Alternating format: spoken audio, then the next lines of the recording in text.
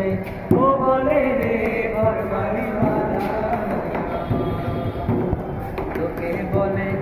বলে রে ঘর বাড়ি ভাড়া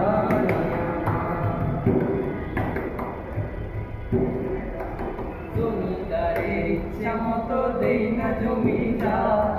তাই তো ফসল বলে না রে জমিদারের ইচ্ছা মতো দেই না জমিদার তাই তো ফসল বলে না রে দুঃখ আমি খাজনা পাতি সবই দিলাম